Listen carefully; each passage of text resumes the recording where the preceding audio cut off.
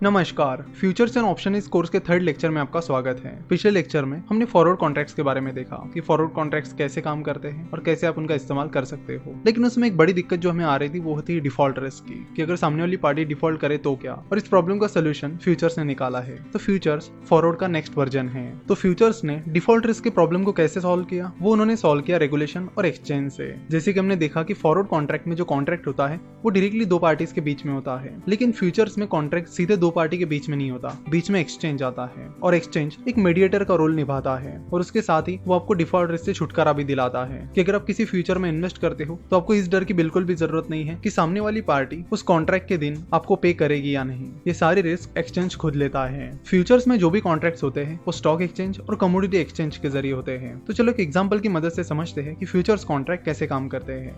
Gold की price फिलहाल 40,000 रुपए के करीब चल रही है और आपको लग रहा है कि आने वाले 2 महीनों में गोल्ड की प्राइस बढ़ने वाली है। इसलिए आप चाहते हो कि आने वाले टाइम में अगर गोल्ड की प्राइस बढ़ती है तो वो रिस्क मेरे ऊपर ना आए, और इसीलिए आप किसी से एक ऐसा कॉन्ट्रैक्ट करना चाहते हो जिससे 2 महीने बाद आपको वो 10 ग्राम गोल्ड 40,000 रुपए में ही मिले। तो पिछली बार आपने फॉरवर्ड कॉन्ट्रैक्ट किया था और उसमें रिस्क था कि सामने वाली पार्टी यानी जूलर आपको 10 ग्राम गोल्ड 40,000 रुपए में देगा या नहीं। लेकिन यहाँ पर जब आप फ्यूचर्स के जरिए कॉन्ट्रैक्ट कर रहे हो तो आपको इस रिस्क की जरूरत नहीं होती, क्योंकि गोल्ड कमोडिटी मार्केट में आता है। इसलिए आप कमोडिटी एक्सचेंज पर जाओगे और इस गोल्ड का फ्यूचर कॉन्ट्रैक्ट करोगे। तो आप तुरंत कमोडिटी मार्केट पे गए तो आपने 2 महीने बाद का 10 ग्राम गोल्ड का 40,000 रुपए का फ्यूचर कॉन्ट्रैक्ट खरीद लिया, जिसमें आपको 2 महीने बाद 10 ग्राम गोल्ड 40,000 रुपए में मिल जाएगा। पिछला कॉन्ट्रैक्ट यानी फॉरवर्ड कॉन्ट्रैक्ट सीधे दो पार्टीज के बीच में था, इसलिए आपको किसी को फीस या कुछ पे करने की जरूरत नहीं पड़ी। लेकिन जब आप स्टॉक एक्सचेंज या कमोडिटी एक्सचेंज के जरिए फ्यूचर्स खरीदते हो यानी फ्यूचर्स कॉन्ट्रैक्ट करते हो तो आपको जो मीडिएटर होता है उसको कुछ फीस भी पे करनी होती है, जो कि वैसे बहुत ही निग्लिजिबल होती है। तो अगर 2 महीने बाद गोल्ड की प्राइस 41,000 रुपीज हो जाती है तो 1,000 रुपीज का प्रॉफिट आपके अकाउंट में ट्रांसफर हो जाएगा। फ्यूचर कॉन्ट्रैक्ट्स में ज्यादातर कैश सेटलमेंट होती है, यानी जो भी प्रॉफिट एंड लॉस होता है वो आपको पे करना होता है रादर देन उस पर्टिकुलर अंडरलाइंग एसेट के। चलो तो देखते हैं कि फॉरवर्ड कॉन्ट्रैक्ट और फ्यूचर कॉन्ट्रैक्ट्स में मेन डिफरेंसेस क्या होते हैं। फॉरवर्ड कॉन्ट्रैक्ट रेगुलेटेड नहीं होता है, यानी उसमें कोई भी रेगुलेशन या मीडिएटर नहीं होता, वो डायरेक्टली दो पार्टीज के बीच में होता है। इसलिए अगर सामने वाली पार्टी डिफॉल्ट करती है तो उसका रिस्क आपको ही उठाना पड़ता है। वही फ्यूचर्स कॉन्ट्रैक्ट रेगुलेटेड होते हैं और डिफॉल्ट रिस्क की गारंटी एक्सचेंज लेता है, इसलिए आप पर डिफॉल्ट रिस्क आता ही नहीं। तो आप कह सकते हैं कि फ्यूचर्स में डिफॉल्ट रिस्क 0 रहता है। Forward contract completely customise contract होते हैं, यानी आप चाहे जैसा उन्हें कस्टमाइज कर सकते हो। जैसे कि हमने देखा कि जूलर और आप चाहे जैसा वो कॉन्ट्रैक्ट कर सकते हो। अगर आपको लगता है कि नहीं मुझे 10 ग्राम नहीं 5 ग्राम गोल्ड ही खरीदना है तो आप 5 ग्राम गोल्ड का भी फॉरवर्ड कॉन्ट्रैक्ट उनके साथ कर सकते हो।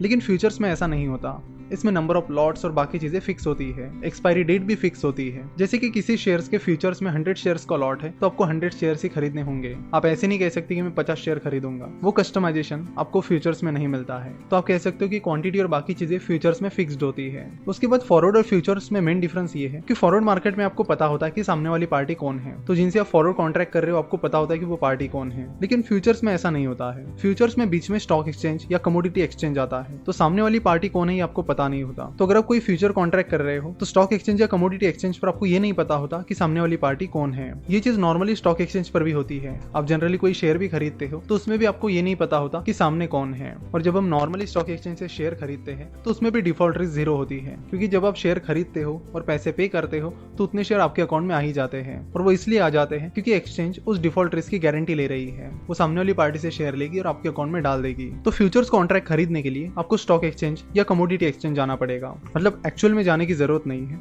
आप ऑनलाइन भी उनके जरिए खरीद सकते हो। स्टॉक एक्सचेंज में शेयर्स के फ्यूचर्स होते हैं, जैसे कि टीसीएस का शेयर है तो उसके फ्यूचर्स रहेंगे कि अगर आपको लगता है कि टीसीएस का शेयर 2 महीने बाद गिर सकता है तो आप किसी पर्टिकुलर प्राइस पर टीसीएस के फ्यूचर्स खरीद सकते हो और अपनी रिस्क को कम कर सकते हो। तो इस तरह शेयर्स के फ्यूचर्स कॉन्ट्रैक्ट स्टॉक एक्सचेंज पर मिलेंगे। वही जो कमोडिटीज होती है उनके फ्यूचर्स कॉन्ट्रैक्ट आपको कमोडिटी एक्सचेंज पर मिलेंगे। जैसे कि अगर आपको गोल्ड, सिल्वर या फिर आपको अदर कमोडिटीज जैसे कि शुगर, दाल एटसेट्रा इनके फ्यूचर्स खरीदने हैं तो वो आपको कमोडिटी एक्सचेंज पर मिलेंगे। इंडिया में MCX that is multi commodity exchange और NCDEX that is national commodity and derivatives exchange, ये 2 मेन कमोडिटी एक्सचेंजेस है।